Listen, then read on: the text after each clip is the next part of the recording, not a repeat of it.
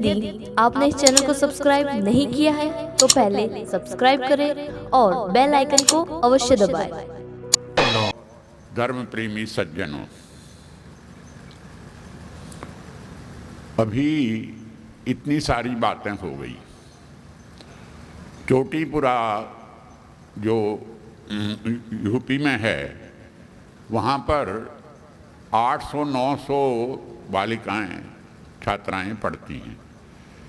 1 महीने का समय मैंने दिया था वहाँ, तो वहाँ पर 17 वर्ष से रहने वाली एक अध्यापिका जी जो वहीं पढ़ी थी और वहाँ पढ़ा रही थी, और मेरी वो जो पीएचडी कर रही थी उसमें मेरी जो पुस्तकें हैं व्याकरण वेद की, अष्टाध्यायी प्रयोग दीपिका आदि, उसमें से उन्होंने कुछ कोटेशन लिए थे, तो उसके विषय में वो चर्चा करती थी। तो मैंने उनसे पूछा कि आप हवन कब करती हो? बोला हवन तो ये वहाँ यज्ञशाला में होता ही है। मैंने कहा कि यज्ञशाला तो आपके कमरे से बहुत दूर है।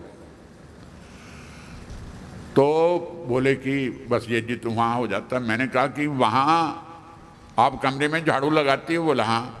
मैं कमरे में झाड़ू क्यों लगाती हो? यज्ञशाला में झाड़ू तो लगती है। बोले यज्ञशाला में झाड़ू लगने से मेरा कमरा कैसे साफ होगा? मैंने कहा कि यज्ञशाला में जैसे हवन करने से वहाँ शुद्धि हो जाती, ऐसे आपकी शुद्धि हो जाती होगी। जैसे वहाँ झाड़ू लगने से आपके कमरे में सफाई नहीं होती, आपको झाड़ू लगाना पड़ता है, ऐसे ही आपके कमरे की शुद्धि नहीं होगी जब तक आप हवन नहीं करोगे। बोले क्यों? कि मैंने कहा कि आपके कमरे में जो है धूल भी आती है, बाहर की गंदी हवा भी आती है, और 24 घंटे आप नाक से कार्बन डाइऑक्साइड छोड़ते हो, शरीर से भी छोड़ते हो, और पेट खराब होता तो धूम धड़ाका भी होता है। बोला हाँ। मैंने उसकी शुद्धि कैसे होगी? तो बोले कि वाह वाह, फिर तो जो है एक आदमी लकड़ियाँ ही काटता रहेगा दिन भर। उस समय मैं 82 वर्ष का हो गया था। मैंने कहा जब मैं 82 वर्ष का आदमी अपनी, वहाँ भी मैं रोज हवन करता था, हवन में सम्मिलित होना हवन करना नहीं है, अपना घी सामग्री जरूर होना चाहिए, और जब तक आप समर्थ हैं अपने पैसे से हवन करना चाहिए, वो हवन है। तो मैंने उनसे कहा कि जब मैं अपने 82 वर्ष का आदमी अपनी संविधाओं की व्यवस्था करके हवन कर सकता हूँ, अभी मैं करता था, अपना हवन कुंड ले गया था और सामग्री जो है अपनी रखता था, और घी मिल जाता सब जगह, बाबा रामदेव का और लोगों का। तो फिर वो कहने लगी कि देखो आचार्य विजयपाल जी जो है वो हवन नहीं कर सकते। मैंने कहा उनकी मजबूरी होगी। आचार्य विजयपाल जी प्रचेता ने काफ़ी वहाँ समय दिया और वहाँ की जो पुरानी स्नातिका उनको पढ़ाया भी।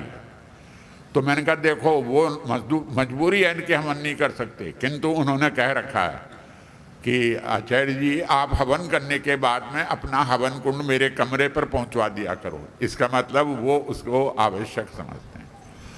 तो ये बातें तो बहुत हो गई है।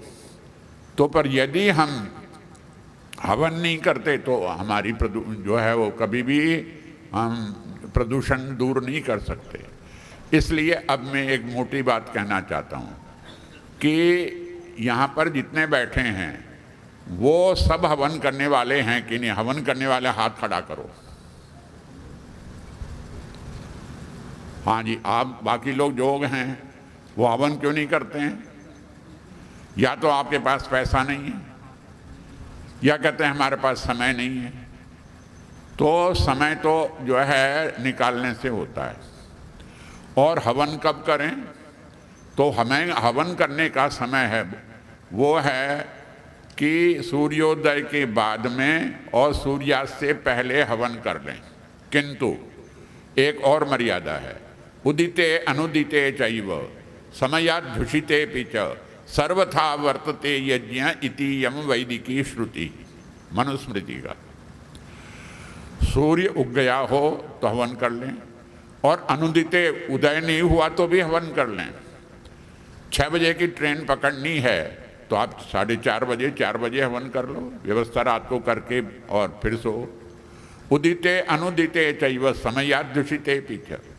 आपकी रात को ड्यूटी थी कहीं पर और आप 9 बजे आए ड्यूटी से या 8 बजे आए तो नहा धो के फिर हवन कर लो। उदिते अनुदिते चैव समयाद्युषिते पीछे। समय बीत गया हो तो भी सर्वथा वर्तते यज्ञ। यज्ञ तो जरूर करना ही है सर्वथा।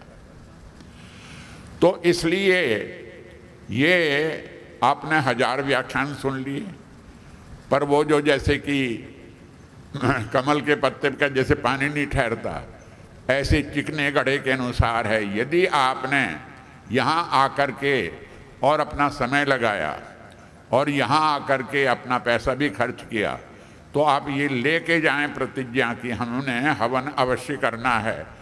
और नहीं करने के लिए 1000 बहाने हैं और करने के लिए कोई बहाना नहीं है, यह आवश्यक है।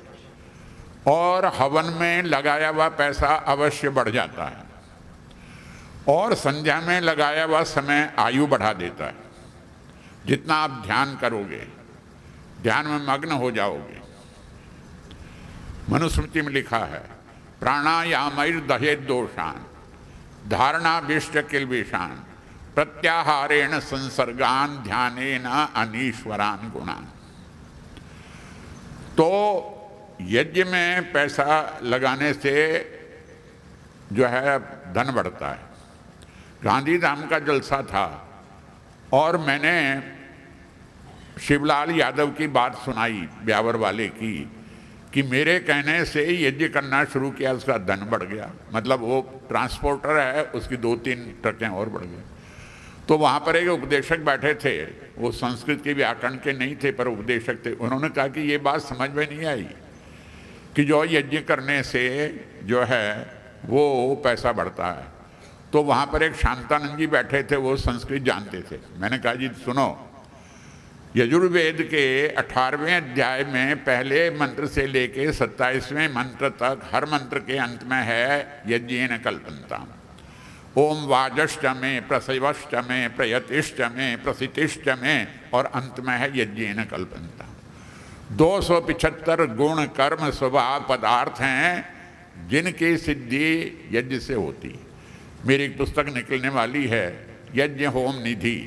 मैंने उन सब मंत्रों को दिया है और उनका हिंदी में अर्थ दिया है और यज्ञ से मेरे ये सब चीज़ें सिद्ध हो जाएं। तो शांतानंद जी से मैंने पूछा जी कि देखो इसमें 10वां मंत्र है, ओम वित्तंच में वित्तिष्ट में। तो वित्त किसे कहते हैं? बोले धन को कहते हैं, जैसे हमारे वित्त मंत्री। और जो है रिद्धिष्ट में समृद्धिष्ट में, हमारी वृद्धि और हमारी समृद्धि बढ़े। बोले ये तो प्रत्यक्ष है कि वेद में जब स्पष्ट लिखा है कि यज्ञ से जो हमारे धन संपत्ति भी बढ़ती है, क्योंकि हमने उपकार का काम किया। और उपकार का काम इसलिए कि आप यज्ञ करते हैं, आपको पता नहीं चलता सुगंध का, क्योंकि आप तो सुगंधमय हो गए हैं। बहुत समय की बात है, बांदीकुई से दूर एक जगह हवन था और वो उन्होंने बताया कि आप लोगों को जरूर आना है और बता दिया कि बस से वहाँ उतर जाना। हम उतर गए, वहाँ तो जंगल था, अब किधर जाएं? पूर्व में जाएं कि पश्चिम में जाएं? अचानक आए इधर से सुगंध आ रही, चलो इधर ही यज्ञ हो रहा होगा। आधा पौन किलोमीटर दूर से जो सुगंध आ रही थी उसके आधार पर हम चले गए। तो वास्तविक बात यह है कि यज्ञ करने से पर्यावरण की शुद्धि होती है और अवश्य करना चाहिए। तो ये मैंने जब ये बात कही, और अभी मैंने एक सवेरे भी बात बताई थी कि यज्ञ कब से है, तो अथर्ववेद के 7वें कांड के 5वें सूक्त का दूसरा मंत्र है, फिर दोहराता हूँ। ओम यज्ञो बभूव स आ बभूव स प्रजज्ञे सौवावृधे पुनः स देवानाम अधिपतिर बभूव सो अस्मासु द्रविणमा दधा। द्रविण भी धन को कहते हैं। तो ये वेद के वाक्य झूठे नहीं हैं, आप करके देखो और अवश्य हो जाएगा। और जो भी सन्यासी हो गए हैं और वो कहते हैं हम कैसे हवन करें, तो देखो आप हवन कर लोगे तो पाप नहीं लगेगा। हाँ, यदि कोई कहेगा जी सन्यासी को तो हवन करना मना है, तो ऐसा मना नहीं है। सन्यासी तो वो जिसके पास कोई जो है बैंक बैलेंस नहीं है, जिसके पास किसी प्रकार का पैसा नहीं है, और न वो लेता, वो अलग बात है। अन्यथा और आपने